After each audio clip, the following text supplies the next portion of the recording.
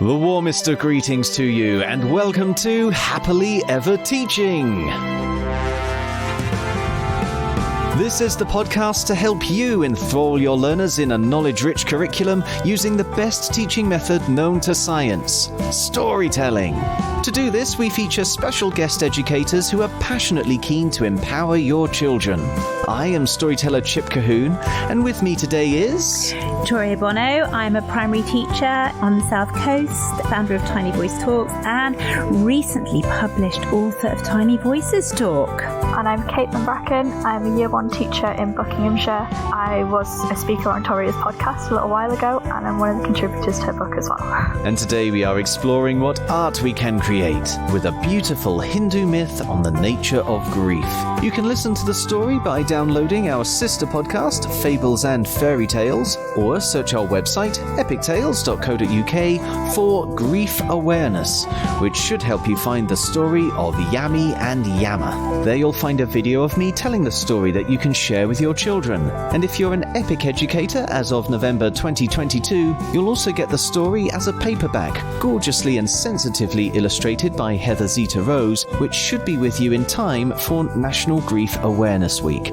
Don't worry if you missed that though, as you can also order the book from any bookshop, including Amazon, and EPIC educators can access the ebook and full audiobook through the Epic Tales app. In fact, I'd like to take a quick moment to thank everyone who's signed up to be an EPIC educator so far, because by doing so, you're also supporting this podcast, so we can keep sharing these off-the-shelf lesson ideas every week. Right now, though, let's continue our discussion with Caitlin, Toria, Yami, and Yama, and we've already created quite a few beautiful moments, I think, in our classrooms, so I'm excited by the opportunity to transfer that onto a canvas of some kind. Caitlin, do you want to kick us off with the art for ages 4 to 7? I will do. I'll have to put out there that I'm slightly intimidated by Toria's previous enthusiasm for the art side of things, so I'm sure I'm going to get blown out of the water in about 2 minutes' time, but I'll go for it. I do like doing quite creative stuff with the children, but I don't know, when I did a quick Google search for the story to see if anything sort of jumped out at me, what came up was some really striking artwork of the characters of Yama and Yami. So the colours and the shapes, I think it's something that we could sort of look at and try and maybe replicate in the classroom, those kind of bold colours. Do you mean like the boldness of Hindi painting? Like the Hindu artwork was so striking, and I think, you know, the way that Yama and Yami are illustrated, like the story introduces them as people, but I'm sure in one of the pieces of artwork that I saw that one of them was blue. I don't know, I guess the children would find that very intriguing as well. It's like, if he's a person, why is he not person-coloured? I think there's a lot that could be done with that, you know, children maybe drawing themselves in that kind of style, you know, with all those kind of bright colours. There were elements of sort of gold and sparkles kind of thrown in there, and I think that's something that's very appealing to little children. Like I say, Toria's going to blow me out of the water, but that was what came to mind for me. Maybe quite simple, but in that kind of vein of the Hindu artwork.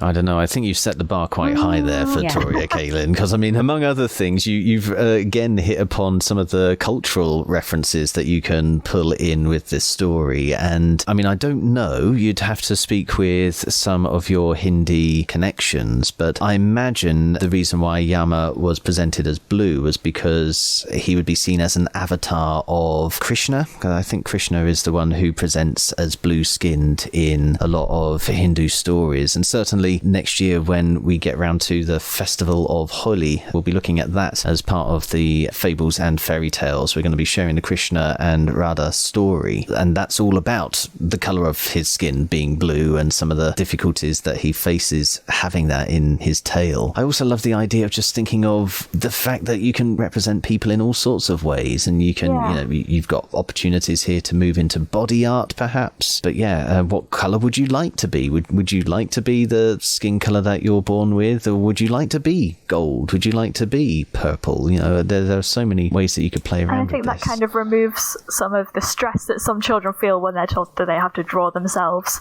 Like some children, even sort of Year 1 reception will go, oh no, I can't draw people, I can't draw. But adding something that's that bit different, they're going to be a completely different colour, that they're not going to look, it's not meant to be a photographic representation of themselves. I think a lot of children will appeal to that. Because I can remember when I was a kid, it's so difficult to find a colouring pen that would give you a proper flesh colour. If you're Caucasian, that is, you'd either be with something that looks like they're blushing massively, or they've just been jogging for an entire marathon, or you'd go with orange, which is what I did, and you'd just be drawing lots of little Donald Trumps. It's not very helpful at all, the sorts of colour ranges that they have for that. No, things are definitely getting better along that line, though. Yeah. Are they? Okay. We've got some fantastic crayons and pencils in year 1 now that have many different skin colours, and it's really, really sweet. Like, you see children rolling up their sleeves and getting different pencils and going, oh, does this match me? Is this the right colour? Yes. And it's lovely. It's really, really sweet. They're getting some practice then for when they go into Boots later on in life in order to pick their lipstick and Indeed.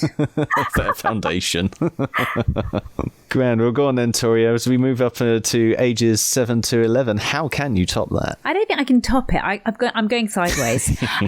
So basically, I would start by looking with the children at some different ways that grief has been perceived in art as such, because I think there are many different, like there's a beautiful painting by Ivan Kramskoy called Inconsolable Grief, and it's just beautiful. It portrays the realism of human emotion. It's really powerful. There was another one, Sorrowing Old Man by Vincent van Gogh. So first of all, looking at those, really looking at how grief is portrayed in artwork by different artists, but then moving to the end of the story, where she turns and she says, I remember, and linked to something that Caitlin said in a previous episode is actual remembrance art, because we do a lot of remembrance art. So when it comes to Poppy Day, we often get children to do some form of art that brings in poppies. And I was struck, it was a couple of months ago actually, I was in London and I was walking along the embankment towards Victoria Station, as you do, and I came across the COVID Memorial. Now, I don't know if you've seen the COVID Memorial, but it is absolutely stunning. No, I haven't, but Caitlin's nodding. Yeah, it's so moving. It is utterly moving. It's along the wall and it is just hearts, different size red hearts, all the way along, each one representing someone who passed away with COVID or from COVID. I would want to share those with children to show children how people have been remembered in art. And I think that would be my sort of initial bringing them into art with grief, with remembering, etc. Then I would want to move on and look at some pop art. Slightly random, I know.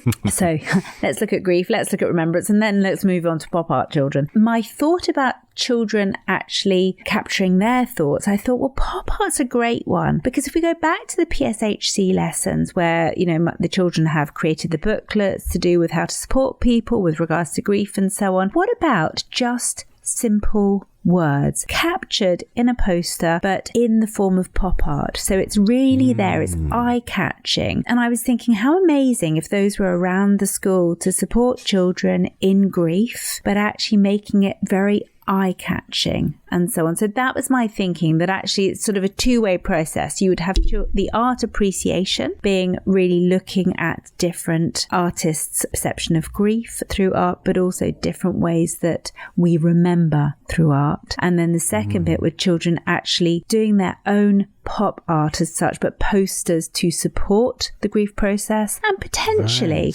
depending on where you are as your school, you could develop your own remembering wall. But then I was thinking, how would that be? What would that look like? Those were my thoughts with regards to art, because I think art lends itself immensely to grief, and also a lot of artists, in the same way that we've talked about emotion being used whenever we're journaling, a lot of people use art in order to manage their emotions. So they put pencil to paper. We've talked a lot about that in my class recently, because we've just been talking about mark making, and we've been looking at different marks that artists make, and the fact that actually some artists make different marks depending on their emotions. So actually, when they're angry, they might be doing sort of different scribbling marks, and when they're happy, they might be doing more circular marks. I don't know, making that one up. But I think it's really important for children to understand that art is also another way to express emotion. Yeah, definitely. I really like your idea of something collaborative, like a remembering wall. Yeah, thank you. I'd kind of thought of that and then didn't bring up because we were discussing other things and the conversation moved away. But linking to the tree at the end of the story, she has that tree that she sort of adopts as a symbol of something that she's going to use to remember her brother. Every time she looks at it, she sort of thinks of him. In that kind of vein, whether you could have a tree and everybody could add a leaf for someone that they were remembering or something like that. That would work really well, I think, in your school, beautiful. actually, Toria, with the amount of children that you've got. Yeah, you'd have a lot of leaves there. No, I think it's a lovely idea. And I think that idea of a collaborative piece, which is about remembering. Actually, if we go back to the Queen and the Queen passing, lots of schools did lots of collaborative pieces to remember the Queen. Yeah, it was kind of that sort of community feeling of grief. Yeah. And that sort of, I don't know, reminding children that they're not on their own if they're feeling upset. Yeah. Yeah, yeah.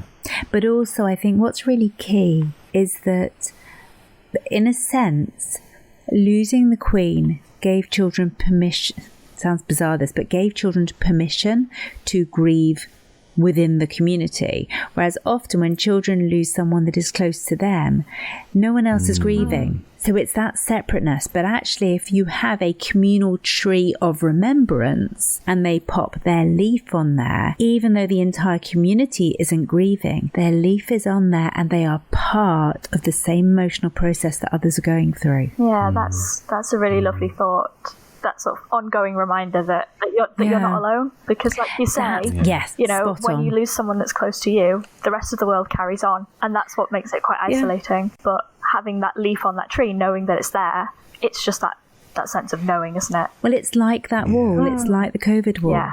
You know, when I walked along and I saw heart after heart after heart, it felt like each person had come along, looked at the hearts and just known that they weren't alone in this, that there were others that were grieving just like they were. And it was so powerful to walk along and see that. And then I found myself feeling emotional for everyone there. And I think that would be similar. And again, it comes back to that empathy. So, yeah.